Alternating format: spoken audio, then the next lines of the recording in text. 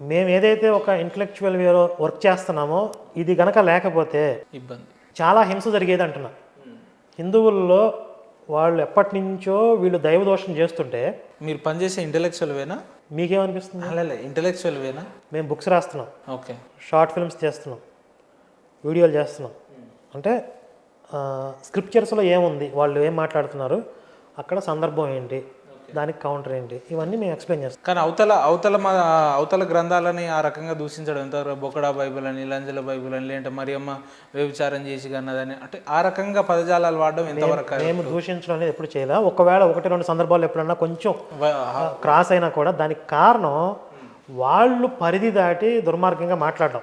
Okay, ఇప్పుడు మనకి human tendency ఉంటుంది, అవును. మానవ సహజంగా. ఎప్పుడు వాళ్ళు దారుణంగా దేవుణ్ణి తిడుతుంటే, ఇప్పుడు నా ఆరాధ్య దైవం ఇష్ట దైవం శివుడు అండి. ఒకటి శివుడు నానా మాటలు అన్నాడు, నేను మడిగట్టు కూర్చుని జాగ్రత్తగా మాట్లాడండి, ఎట్లా కుదరదు. ఆ సందర్భంలో మనం కొంచెం లిమిట్స్ దాటు ఏం చేస్తారు మరి? అంటే మన మాటలు కూడా కొంచెం క్రాస్ అవుతాయి అంటున్నా. 1-2 సందర్భాల్లో. ఇప్పుడు నేను కొన్ని 100 వీడియోలు చేశాను.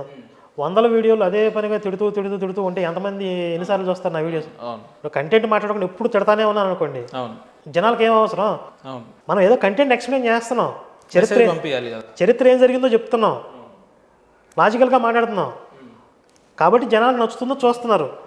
లేకపోతే 10 సంవత్సరాల నుంచి ఈ ఉద్యమం అనేది నడిపించడం సాధ్యమా? మీరు చెప్పండి. ఓన్లీ 2 రోజులు చూస్తారు, అది జీర్ణం కావట్లే వీళ్ళకి. ఓకే, వీళ్ళు క్రైస్తవ సమాజానికి మీ నలుగురే టార్గెట్ ఎందుకు అయ్యారంటే? క్రైస్తవులకి కాదు, పాస్టర్లకి, మాఫియాకి. క్రైస్తవులు వేరు, పాస్టర్లు వేరు. అంతేగా. ఇప్పుడు సాధారణ క్రైస్తవుడు అంటే అతను దోపిడీకి గురి కాబడేవాడు. ఓకే, పాస్టర్ అంటే దోపిడీదారుడు. దోపిడీదారుడు వేరు, బాధితుడు వేరు. మనం బాధితుల్ని సేవ్ చేయాలనేది మన ఎజెండా. మతం మీరు మాట్లాడితే మాటికి మత మార్పిడి అంటున్నారు. భారతదేశంలో 80% మంది మన హిందువులే ఉన్నారు కదా. కేవలం 10-20% ఉన్న హిందూ క్రిస్టియన్లను వాళ్ళు ఎట్లా మత మార్పిడి చేస్తున్నారు? వాళ్ళ ప్రొపగండా ఏంది? 80% హిందువులు ఉంటే 10-20% క్రిస్టియన్స్ ఉన్నారా? మరి ఇంకా ముస్లిమ్స్ ఎంత శాతం ఉన్నారు? 10% వీళ్ళు 10% వాళ్ళు అనుకున్నా కూడా వాళ్ళు ఎట్లా మనల్ని మత మార్పిడి చేస్తారు? ఒరిజినల్గా 65-70% ఉంటారు మధ్యలో హిందువులు. 30%, 35% వరకు 2 మతాలు కలిపి ఉన్నారు. ఎలా వచ్చారు ఈ 30-35%? ఓకే, భారతదేశంలో ఏమైనా మొక్కలు మొలిచినాయా? ఆ మొక్కల్లో నుంచి వచ్చారా? 30% అనుకోండి సుమారుగా. 100లో 30 కోట్లు. భారతదేశ జనాభా 150 కోట్లు.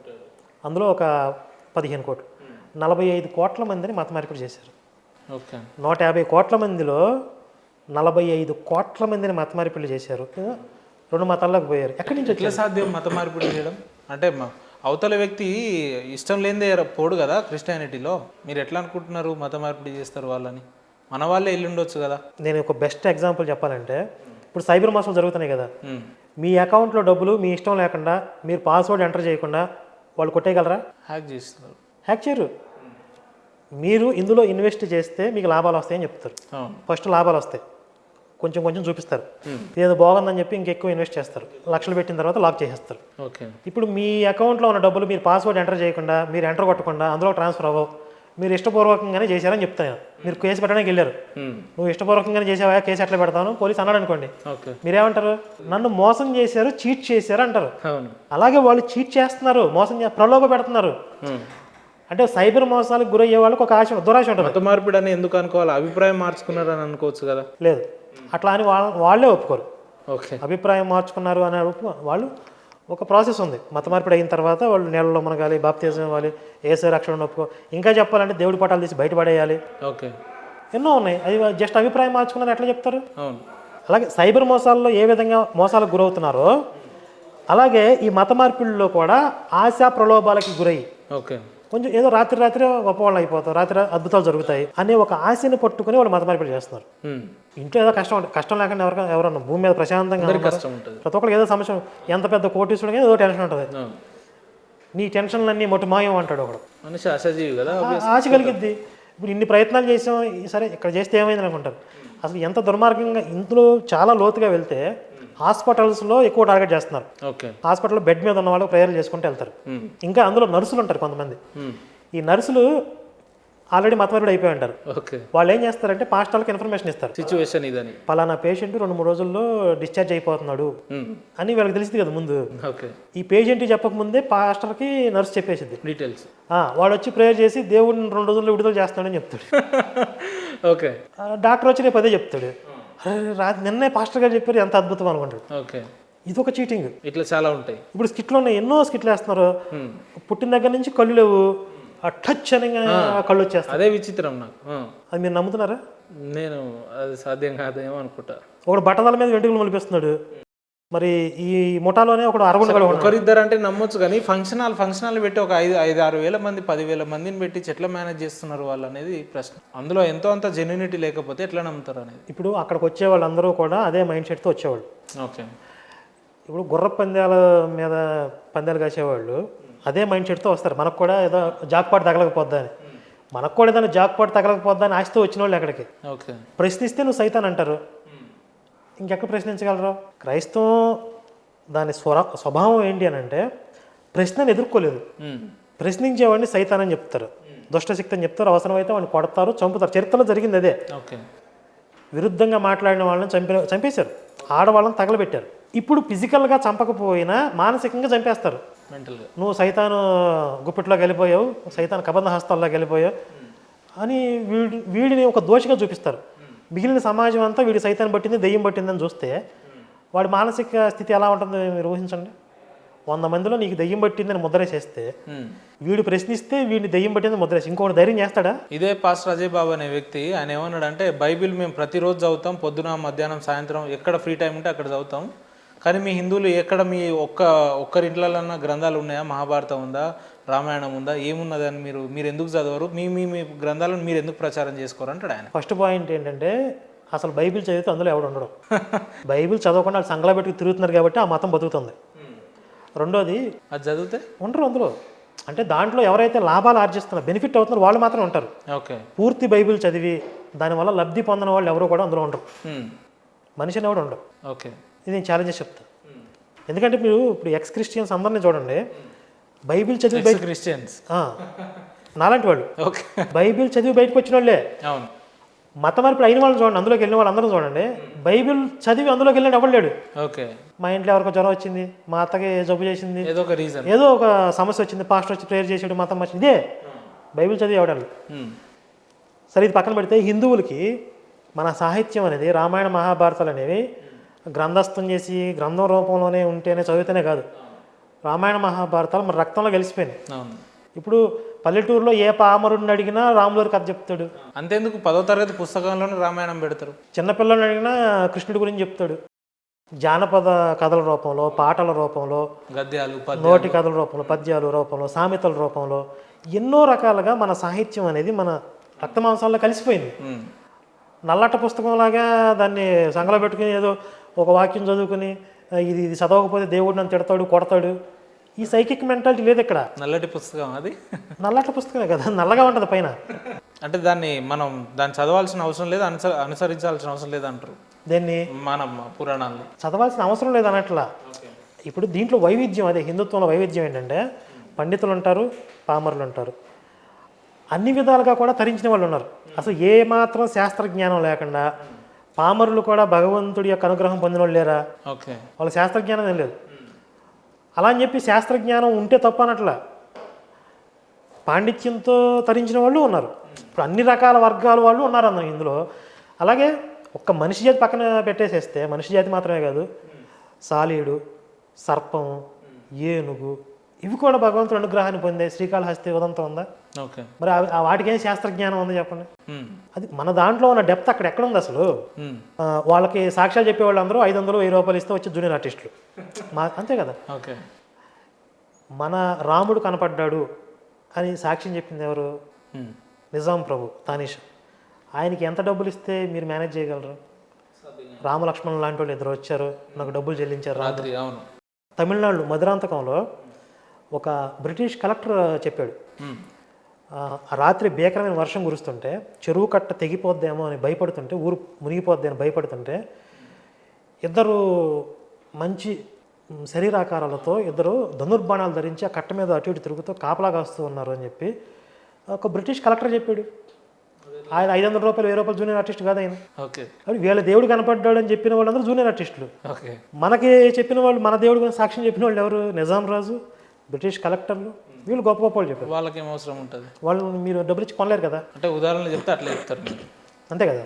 ఓకే. హైందవ ధర్మాన్ని పరిరక్షకులుగా ప్రధానంగా మీ పేర్లో వినిపిస్తుంది, బాగానే ఉంది. ఇప్పుడు ఆయన చనిపోయిన తర్వాత మీ మీద విమర్శలు వస్తున్నాయి కదా, మరి మిమ్మల్ని ఎందుకు మీ మీద ఒక మచ్చ వస్తుందని మీరు కంప్లైంట్ లాంటిది కానీ లీగల్గా ఎందుకు ప్రొసీడ్ కావట్లేదు? మరి పోస్ట్ మార్టం రిపోర్ట్ వచ్చిన తర్వాత కంప్లైంట్ చేద్దామని వెయిట్ చేస్తున్నాం. అది రిపోర్ట్ వస్తే ఇది క్లియర్గా ఏమొస్తుంది అనుకుంటున్నారు మీ అంచనా? పోస్ట్ మార్టం రిపోర్ట్ ఎట్లా వస్తుంది అనుకుంటున్నారు? మీ అంచనా చెప్పండి, పక్కల సంగతి పక్కన పెట్టండి. ఇప్పుడు పోలీసులు, ఏపీ పోలీసులు ఎవరెవరైతే దీన్ని మిస్లీడ్ చేస్తున్నారో, హత్య అని చెప్తున్నారో వాళ్ళందరికీ నోటీసులు ఇచ్చారు. అవును. అంటే ఏంటి? మా ఇన్వెస్టిగేషన్లో ఇది ప్రమాదం లాగా కనిపిస్తుంది. మీకు ఏమైనా డౌట్ ఉంటే మీరు హత్య అని చెప్తున్నారు కాబట్టి మా దగ్గర లేని ఇన్ఫర్మేషన్ మీ దగ్గర ఏముంది, మా దగ్గర లేని ఆధారాలు మీ దగ్గర ఏమని తీసుకురండి అంటున్నారు. మేము ఆధారాలు తీసుకురా, మేము ప్రాపగాండా చేస్తామంటాం. ఓకే, వీళ్ళు చేసే పని అది. ఆధారాలు ఇవ్వండిరా బాబు అని పోలీసులు అడుగుతుంటే ఆధారాలు మా దగ్గర ఎక్కడ ఉన్నాయి, మేము నోటుకు వచ్చింది వాగుతాం అంటున్నారు వీళ్ళు. అంటే పోలీస్ ఇన్వెస్టిగేషన్లో ప్రమాదం అని అర్థమవుతుంది కదా. మిస్లీడ్ చేసే వాళ్ళకి నోటీసులు ఇస్తున్నారు. ఓకే, స్పష్టమైన ఆధారాలు కనపడుతున్నాయి. ఫ్యామిలీ మెంబర్స్ సైలెంట్గా ఉన్నారు. ఫ్యామిలీ మెంబర్స్ ఇక్కడతో వదిలేయండి అంటున్నారు. అంటే ఇంకా తవ్వే కొద్దీ, రచ్చ చేసే కొద్దీ ఆయన క్యారెక్టర్కి సంబంధించి ఇంకేమేమి బయటపడతాయో అని భయం వాళ్ళకు ఉండొచ్చు. ఓకే, అసలు వాళ్ళ స్థితిని దృష్టిలో పెట్టుకోవట్లా. వీళ్ళకి ప్రవీణ్ రోడ్డును పడితే పడతాడు, ఫ్యామిలీ రోడ్డును పడితే పడిద్ది. ఆ కుటుంబంలో జరిగినటువంటి ఏమన్నా గొడవలు, కలహాలు ఏమైనా ఉంటే అవన్నీ బయటకు వస్తాయి. అవన్నీ అనవసరం. విచిత్రం ఏంటంటే అన్న, ఇప్పుడు మాట్లాడే పాస్టర్లు అందరూ వాళ్ళ కుటుంబానికి ఏదైనా ఆర్థికంగా లేదంటే ఏదో ఒక రకంగా భరోసాని ఇచ్చే ప్రోగ్రాంలు ఏం లేవు. ఎంతసేపు అట్లెట్లా అది ఆయన కాదు, మంది దాగాడు, ఇంకోటి దాగాడు, ఇదే. ఒక్కడు కూడా మాట్లాడితే ఆయన ఇంటికి పోయింది లేదు, అనాథలను దత్తత తీసుకున్నాడు అంటారు, 2 పిల్లలు పెంచుకుంటున్నాడు అంటారు. మరి ఈయన మీద ఆధారపడిన వాళ్ళు ఉన్నారు కదా, వాళ్ళందరికీ ఏదన్నా ఒక బడ్జెట్ తయారు చేసి ఫండ్ రైజ్ చేసి వాళ్ళకి పెడదాం, నా వంతుగా ఆయన తీస్తాం అని మాట్లాడినాడు ఒక్కడు లేడు. ప్రతి ఒక్కడు రెచ్చగొట్టే పనిలో ఉన్నాడు. వాడు బిజీగా ఉన్నాడు రెచ్చగొట్టే పనిలో. వాడు సహాయం చేసే థాట్స్ ఎక్కడ వస్తాయి వాడికి అసలు? వాడు బ్రెయిన్ నిండా కూడా ఈరోజు ఎలా రెచ్చగొట్టాలి, ఈరోజు ప్రణాళికలు రావు గోపాలరావు లాగా తయారైపోతున్నారు. పొద్దున్న లేస్తే సెక్రటరీ అంటే వస్తున్నారు పొద్దున్నే. మొత్తానికి అజయ్ బాబు గారిని అయితే అటెండ్ చేసి జైలుకి పంపించారు కదా, ఇప్పుడు సంతృప్తిగా ఉందా మీ మనసు? మీరే పంపించారని బయట మీరే రెచ్చగొట్టేలాగా మాట్లాడచ్చు. ఓకే, ఇప్పుడు వాడు పిచ్చెక్కి మాట్లాడాడు, మీరు ఎడిట్ చేయకుండా పబ్లిష్ చేశారు. ఆ తప్పు మాదంటారా? మరి మీదే కదా. ఓకే, ఆడి పిచ్చుకోకలాగా మాట్లాడి మీకు అర్థమవుతుందా? ఇప్పుడు అర్థమవుతుంది. ఆడి స్థితి అర్థం కాదు, ఎదురుగా మనకు అర్థమైంది కదా ఎట్లా మాట్లాడు. కానీ వీడు ఎట్లా ఇరుక్కుంటాడో చూద్దాన్ని మీరే పబ్లిష్ చేశారు. అమ్మ అటు ఇటు పోయి మా మీద ఇది చేయొద్దు మీరు. తప్పేం లేదు. ఇప్పుడు వాడి వ్యక్తిత్వాన్ని చూపిస్తున్నారు. ఇప్పుడు మీరే ఆయన అరెస్ట్ అయ్యే 2 రోజుల ముందు కూడా మీ మీద కంప్లైంట్ ఇచ్చిండు ఆయన ఖమ్మం కమిషనరేట్లో. నాకు ఏదైనా భవిష్యత్తులో జరిగితే ఇక వీళ్ళే కారణం అని చెప్పి కొంతమంది పేరు రాశారు. అలా మీ పేరు ఉంది, లలిత్ కుమార్ గారి పేరు ఉంది, మహాసేన రాజేష్ ఉంది, రాధా మనోహర్ దాస్ గారి ఉంది. సరే, అంతవరకు సంతోషం. అమిత్ షా పేరు ఇచ్చిన 2 రోజులకే మీరు లోపల పెట్టించారు. అట్లా ఏమైనా మతలబు ఉందా? మరి ఆయన మీద కంప్లైంట్ ఇచ్చింది ఎవరో తెలుసా? ఒక పాస్టర్ జోసెఫ్ అని ఒక పాస్టర్ కంప్లైంట్ ఇస్తే దాని మీద అరెస్ట్ చేశారు. ఇప్పుడు ఆయన మా మీద పాస్టర్ కంప్లైంట్ ఇవ్వడం ఏంటండి? మీ దాంట్లోనే మాట్లాడాడు కదా, యేసు విగ్రహాలు పగలగొడతా అన్నాడు కదా. పగలగొట్టే రైట్స్ వీడు ఎక్కడ ఉన్నాయండి అసలు? ఇప్పుడు నేను క్రిస్టియానిటీ పక్కన పెట్టండి, అసలు నేను వేరే మతస్తున్నాను. క్రిస్టియానిటీలో యేసు విగ్రహాలను పెట్టుకుని ఆరాధించుకునే వాళ్ళు ఉన్నారు, క్యాథలిక్స్ ఉన్నారు. అది వాళ్ళ ఇష్టం. వీడెవడు అసలు? వీడు ప్రజాస్వామ్యం, రాజ్యాంగం మాట్లాడితే హక్కులు, బొంగు, భోషణ అంటారు కదా. రాజ్యాంగం ఏం చెప్తుంది? ఎవరి విశ్వాసాలు వాళ్ళు ఏం చెప్తుందా? ఒకడు దేవుడిని విగ్రహం పెట్టుకుంటాడు, ఒక నిరాకారంగా చూస్తాడు, ఒకడు పుస్తకం పెట్టుకుంటాడు, ఏదో గాలిలో చూస్తాడు. వాళ్ళ ఇష్టం. నువ్వెవడవే? విగ్రహం పెట్టుకుంటే దేవుడిని తక్కువ చేసినట్టు నువ్వు చెప్తే, మనుషుల చేతిలో తన్నులు తన్నోడు దేవుడు అని చెప్తే తక్కువ చేసినట్టు నేను చెప్తా. నువ్వేం చెప్తున్నావు? మనుషుల చేతుల్లో ముడ్డు మీద తన్నించుకున్నాడు దేవుడు అని చెప్తున్నావు. అది ఎట్లా రా? మనుషుల చేతిలో తన్నులు దేవుడు ఎట్లా అవుతుంది? నాకు అర్థం కావట్లేదు. ఇది దేవుడిని అవమానించడం కదా. ఆయన కూడా అదే కాన్సెప్ట్ మాట్లాడు. మనిషిగా పుట్టిన రాముడు దేవుడు ఎట్లా అవుతాడు అంటాడు. ఆయన మనిషిగా అవతరించాడు, తన ధర్మాన్ని నిర్వర్తించాడు. అది ఏ ప్రయోజనం కోసం వచ్చాడో ఆ ప్రయోజనం నెరవేర్చాడు, వెళ్ళిపోయాడు. ఆయన మనుషుల చేతిలో తన్నులు తినలా, ముడ్డు మీద దండించుకోలే, ఆయన పారిపోలా. ఇది ఎక్కడో తగులుతుంది మీరు చెప్తుంటే. ఎవరికి తగిలిద్ది. ఇప్పుడు నువ్వు విగ్రహం పెడితే దేవుడిని అవమానించినట్టు అంటే, ఒక వీక్ క్యారెక్టర్ని, ఒక పిరికోడిని పట్టుకొచ్చి దేవుడు అంటే దేవుడిని అవమానించాడు నేను ఫీల్ అవుతా. నువ్వు ఒక శవాన్ని మొక్కితే దేవుడిని అవమానించి నేను ఫీల్ అవుతా. నువ్వు వేలాడే శవం నేను రక్షిస్తుంది, నువ్వు నమ్ముతున్నావు, నీ విశ్వాసం అది. నీ విశ్వాసం ఎలాగో వాళ్ళు యేసుని విగ్రహం పెట్టుకుంటున్నారు, నీకేం నొప్పి? అన్న కరుణాకర్ అన్న, ఈ విగ్రహ ఆరాధనకు వస్తే ఏంది అసలు వీళ్ళ ప్రాబ్లం ఏందో? ఒక వ్యక్తి ఏమో ఈయననే జీసస్ అని అంటాడు, ఒక వ్యక్తి ఏమో జీసస్ ముందు బోనాలు పెట్టుకుంటారు, ఆటపోతులు వస్తున్నారు, ఈ మధ్యలో పూనకాలు కూడా వస్తున్నాయి. యేసు ప్రభు ముందు నిలబడి పూనకాలు కూడా వస్తున్నాయి వీళ్ళకి. అట్లా ఏంది అన్నట్టు? యేసు మతం అనేది డైరెక్ట్ రాలా. యేసు మతానికి ముందు యోధా మతం ఉంది. అవును జోడాయిజం నుంచి యేసు మతం సెపరేట్ అయింది. అవును ఈ యూదు మతానికి ఏంటంటే ఆ ఫౌండర్ మోషే ఎవరైతే ఉన్నాడో అప్పటికి ప్రపంచం అంతా కూడా వేరే మతాలు ఉన్నాయి. అంటే సనాతన ధర్మం విభిన్న రూపాల్లో ఉంది, విగ్రహారాధన ప్రధానంగా ఉంది. ఇప్పుడు ఈయన కొత్త మతం పెట్టాడు. కొత్త మతం పెట్టినప్పుడు అప్పటికే ప్రచారంలో ఉన్న తప్పని చెప్పాలి. కాబట్టి విగ్రహారాధన పాపం అని మెయిన్ సిద్ధాంతం వాళ్ళది. అది ఓకే ఎందుకు తప్పో చెప్పడైనా తప్పంతే, అది తప్పు. అది ఎందుకు పాపం చెప్పడు. అది సరే విగ్రహమూర్తిలో భగవంతుని చూస్తే ఆయనకు వచ్చే నష్టం ఏంటో తెలియదు, లోకానికి కలిగే నష్టం ఏంటో తెలియదు. ఓకే ఈయన కొత్త మతం పెట్టాడు కాబట్టి తప్పు అని ఒక ముద్ర వేసాడు. దాని నుంచి క్రైస్తవం సెపరేట్ అయింది. ఈ క్రైస్తవంలో ఫిజికల్గా అటాక్స్ చేయడం లేదు. ఓకే అంటే మీకు యూద మతంలో అయితే ఫిజికల్గా అటాక్స్ ఉంటాయి, విగ్రహాలను ధ్వంసం చేయటం, దేవాలయాలను పాడు చేయటం, ఇవన్నీ ఉంటాయి. ఈ క్రైస్తవంలోకి వచ్చేటప్పటికి మానసికంగా విగ్రహారాధన అంటే వ్యభిచారం, ఇలా ఒక ఇంజెక్షన్ ఉంటుంది అన్నమాట. ఇది ఎంత దుర్మార్గం చెప్పండి. ఇప్పుడు పరమత సహనం ఉండాలి, విలువలు ఉండాలి, గడిది గుడ్డు ఉండాలి, ఇవన్నీ చెప్తారు కదా. ఆల్రెడీ ఒక ఆరాధనా పద్ధతులు లోకంలో ఉన్నప్పుడు మీ బొచ్చుగడు మధ్యలో వచ్చాడు మీ దేవుడు, అప్పుడు దాకా ఎక్కడ దొంగన్నాడు. ఎందుకన్నా ప్లీజ్ అట్లా మాట్లాడద్దు మీరు. ఇప్పుడు మాట్లాడదు లేదండి, ఇప్పుడు మనం మాట్లాడండి. ఇప్పుడు విగ్రహారాధన లేకపోతే పాపం వ్యభిచారం అంటే నాకు అంతే బాధగా ఉంది. ఓకే నేను రాముడిని విగ్రహమూర్తి పెట్టిన ఆరాధిస్తాను, వ్యభిచారం చేస్తున్నావు అంటే ఎంత దుర్మార్గం అది. మరి ఆ పెయిన్లో నుంచి మాటలు అలాగే వస్తాయి, మనకి పద్ధతిగా రావు. సరే మీ పోటుగాడు మధ్యలో ఎందుకు వచ్చాడు, అప్పుడు దాకా ఏం చేస్తున్నాడు? లోకంలో విగ్రహారాధన మతాలు పెరిగేదాకా ఎక్కడ తొంగున్నాడు? ముందే తగలడొచ్చు కదా, ముందే వచ్చి విగ్రహాలు పెట్టకూడదు అని అందరికీ అర్థమయ్యేది నీ పద్ధతులే చెప్పొచ్చు కదా. లోకం అంతా ఎవరి ఆరాధన పద్ధతుల్లో వాళ్ళు ఉన్నప్పుడు మధ్యలో వచ్చి ఇవన్నీ తప్పు, వీళ్ళని చంపేయండి, వాళ్ళని చంపేయండి, ఇదేంటి అంటే నీది మధ్యలో వచ్చిందంటే నువ్వు ఫేకు. ఆది నుంచి ఏ ధర్మం ఉందో అది సత్యం. అదే కదా సత్యం. ఇప్పుడు నాసిరకం ప్రొడక్ట్స్కే ప్రచారం ఎక్కువ ఉంటుంది కదా. మీరు ఒరిజినల్ గోల్డ్ కొనాలనుకోండి, మనం మంచిగా షాప్కి వెళ్ళి అక్కడ తీసుకోవాలి. ఈ చిల్లర నకిలీ గోల్డ్ మన దగ్గరికి వచ్చే ఇళ్ళ దగ్గరికి వస్తుంది, రోడ్డు మీద రాళ్ళు అమ్మేటట్టు అమ్మేస్తారు, అంటగట్టేస్తారు, అది తేడా.